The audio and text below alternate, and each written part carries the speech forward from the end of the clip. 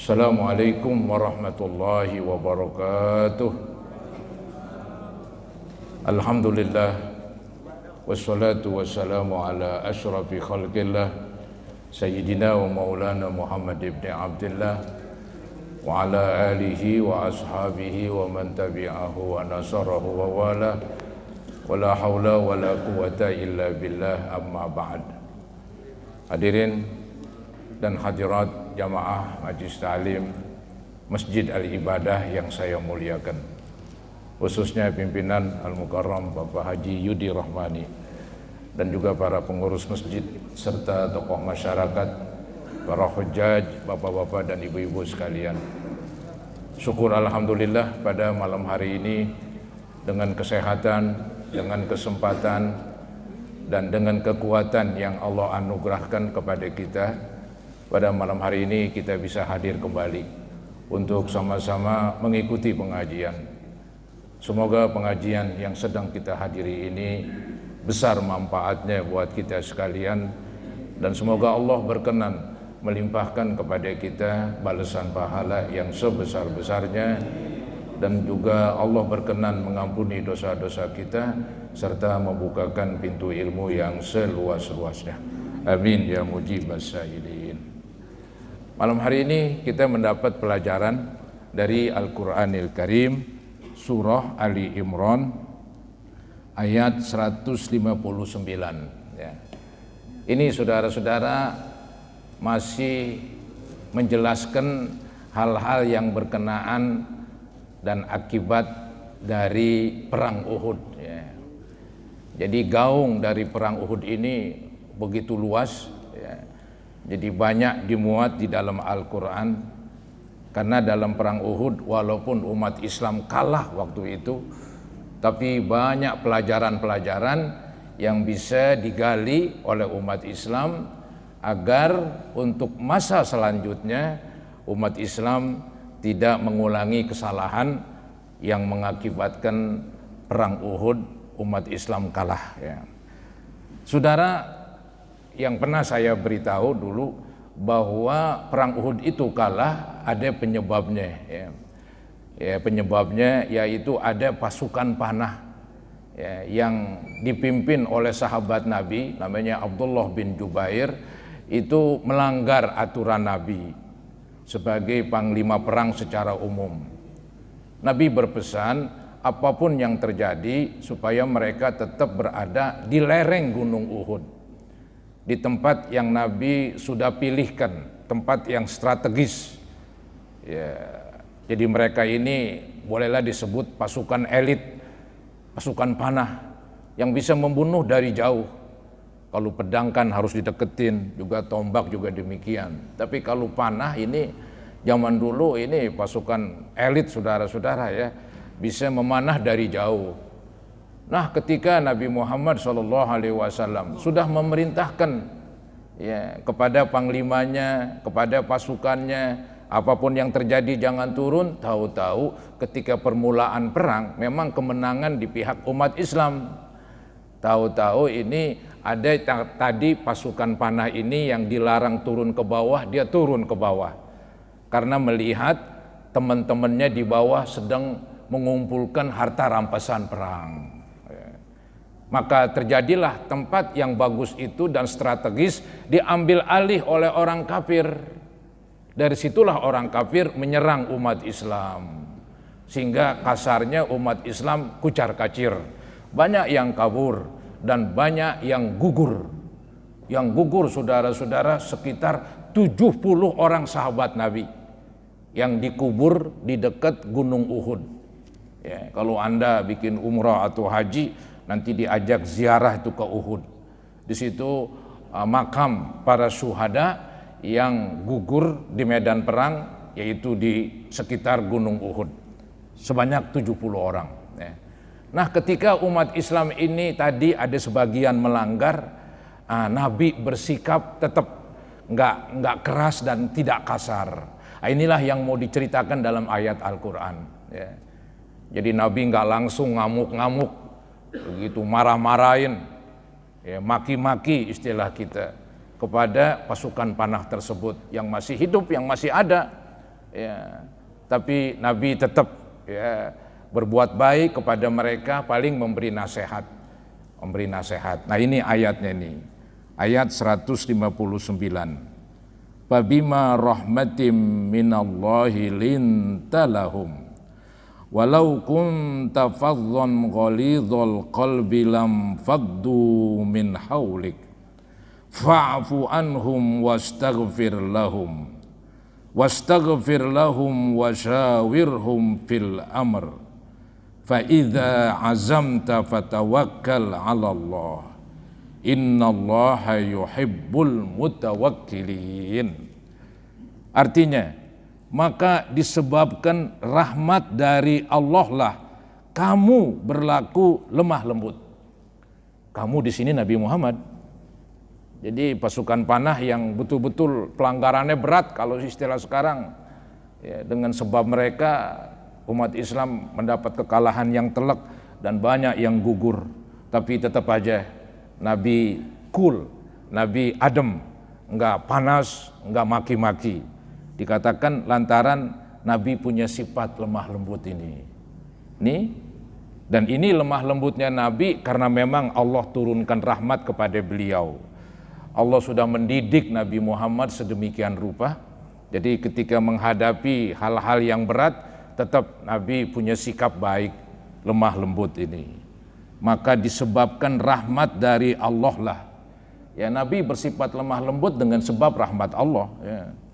Kamu, yaitu Nabi Muhammad, berlaku lemah lembut terhadap mereka, terhadap yang melanggar aturan dalam peperangan. Ya. Kemudian sekiranya kamu bersikap keras, lagi berhati kasar, tentulah mereka menjauhkan diri dari sekelilingmu. Wah, hebat sekali ini. Allah Subhanahu wa taala menjelaskan seandainya Nabi Muhammad kasar, seandainya Nabi Muhammad hatinya keras, kemudian maki-maki. Ya, maki-maki ini. Apa yang terjadi? Bubaran, saudara-saudara. Iya, umat Islam ya bubar kasarnya. Nggak mau dipimpin oleh yang galak begitu ya. Ya, yang penting kan ini udah terjadi. Yang sudah terjadi kan nggak bisa ditarik lagi. Itu secara akal begitu. Yang sudah terjadi emang lu mau apain? Apakah mau dibalik begitu 360 derajat? Nggak mungkin. Yang sudah terjadi biarlah. Paling di situ ada pelajaran, di situ ada nasihat. Itu yang Nabi masukkan. Ya. Sama dengan kita, saudara-saudara, anak kita misalnya ya mungkin kecelakaan dengan motornya. Atau motornya tabrakan dan sebagainya. Ya kita ngamuk-ngamuk percuma juga. Apakah motor langsung jadi cakep lagi? Gara-gara kita marah-marah? Ya nggak ada. Paling kita nasehatin, yang akan datang nak harus hati-hati. Ya, jangan ngebut, tahan emosi, kan begitu. Nah itu begitu caranya. Nah, itu namanya bijak. Kayak Nabi Muhammad itu bijak sekali dia. Ya, orangnya lemah lembut, tidak berhati kasar. Seandainya kasar, tentulah mereka menjauhkan diri dari sekelilingmu. Ya, kemudian karena itu maafkanlah mereka. Ya, fa'fu anhum. Ya, Allah perintahkan maafkan wahai Nabi terhadap sahabat Nabi ya yang berbuat kesalahan, maafkan mereka. Ya, khilaflah begitu. Karena melihat yang di bawah ini ngumpulin harta rampasan perang. Mereka khawatir, ntar jangan-jangan gak dapat begitu. Padahal kan di dalam Islam harta rampasan dikumpulkan, nanti diatur oleh panglima perang, baru dibagi-bagi. Mungkin ini ada perasaan bagaimana ini yang di atas nih, melihat yang bawah sedang ngumpulin harta rampasan perang, dia turun ke bawah. Akhirnya ada kekosongan, ada kevakuman di tempat yang strategis sehingga diambil alih oleh musuh. Dari situlah musuh memanah, akibatnya kekalahan. Begitu saudara-saudara. Ya. Jadi Nabi disuruh udah maafkan, ya fa'fu anhum. Karena itu maafkanlah mereka. Wastaghfir lahum, mohonkanlah ampun bagi mereka. Wah hebat sekali. Ya, Allah menyuruh Nabi Muhammad untuk memaafkan mereka dan mohon ampun buat mereka. Ya, jadi ya Allah ampunilah ya sahabat-sahabat saya yang melanggar begitu. Jadi bukan dimaki-maki di sini, didoain lagi, doa yang isinya agar Allah memaafkan mereka. Ya. Mohonkanlah ampun bagi mereka, wastaghfir lahum, dan wasyawirhum fil amr, dan bermusyawaratlah dengan mereka dalam urusan itu. Nah ini yang akan datang. Jadi jangan sampai dikucilkan. Itu sahabat Nabi yang melanggar, dicuekin, dihukum dan sebagainya. Tidak.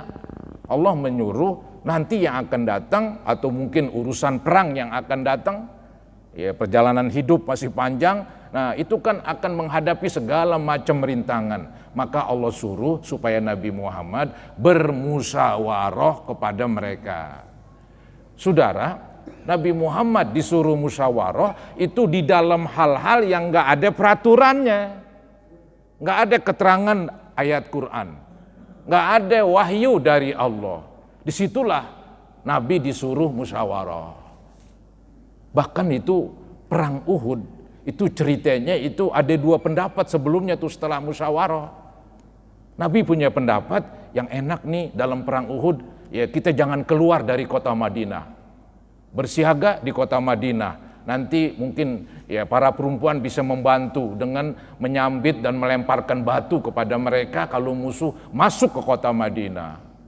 Ya, kemudian kan ini musyawarah waktu itu. Nabi mengatakan kita nggak usah keluar, tapi kebanyakan sahabat Nabi, wahai Nabi kita harus keluar. Kita harus hadapi mereka. Kita harus tantang mereka itu orang kafir begitu kan. Maka keluarlah. Karena Nabi mengikuti pendapat yang paling banyak waktu itu. Ya mungkin istilah sekarang demokrasi kali. Nabi musyawarah. Ya. Nah setelah musyawarah ya udah, tahu-tahu ada kesalahan. Ya, pasukan panah tadi. Ya terjadilah apa yang terjadi, kekalahan pada umat Islam dan 70 orang sahabat Nabi gugur di medan perang. Walhasil Nabi disuruh musyawarah begitu. Di dalam hal-hal yang enggak ada ayatnya. Di dalam hal-hal yang enggak ada wahyu. Kalau ada wahyu enggak ada gunanya musyawarah. Musyawarah bagaimana? Misalnya ntar nih sholat isya wajib, apa yang dimusyawarahin? Nih isya apa enggak apa isya? Alah, emang udah mateng. Ya, sholat isya masuk ketika masuk waktu isya, disegerakan lebih bagus kan begitu. Jadi itu yang disebut musyawarah para hadirin yang tidak ada aturan agama. Kalau ada aturan agama tidak ada musyawarah. Hukum Allah paling tinggi. Nggak ada hukum manusia, peraturan manusia. Yang paling tinggi peraturan Allah. Tapi kalau nggak ada hukumnya, nggak ada wahyu, silakan bermusyawarah. Seperti peperangan. Apakah kita mesti keluar? Apakah kita mesti menetap di sini? Enggak ada dalam ayat Quran. Ya, yang penting kita harus hadapin musuh. Itu kan taktik, cara, ya, cara saudara-saudara. Ya. Jadi musyawarah penting. Ya, karena tuh kalau musyawarah kan melibatkan beberapa otak. Kalau kita sendiri lain kan. Jadi musyawarah itu mengajak pendapat, kemudian dirundingkan. Masing-masing ya membicarakan masalah tersebut, nanti cari yang paling terbaik, itulah yang diambil. Nah kalau sudah ketahuan mana yang terbaik, udah tetapkan itu, laksanakan begitu. Dan jangan lupa tawakal kepada Allah.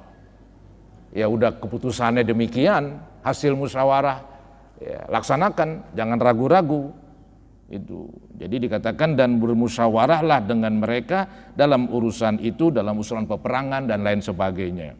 Kemudian apabila kamu telah membulatkan tekad, fa idza azamta, udah membulatkan tekad katanya, maka bertawakallah kepada Allah. Fatawakkal 'ala Allah. Baru kita menyandar kepada Allah. Setelah musyawarah, ketemu titik temu, ya udah itu yang dilaksanakan, kemudian kita bertawakal kepada Allah, bergantung kepada Allah, bersandar kepada Allah, meminta kepada Allah, begitu orang Islam. berusaha dan berdoa. Enggak berarti wah udah musyawarah nih, wah enggak perlu dah bertawakal kepada Allah. Ya, enggak perlulah bergantung dan bersandar kepadanya. Ya itu salah, tetap bersandar kepada Allah dengan cara kita meminta supaya Allah berikan keberhasilan. Ya, begitu saudara-saudara ya. Jadi tawakal itu dilaksanakan setelah kita berusaha penuh.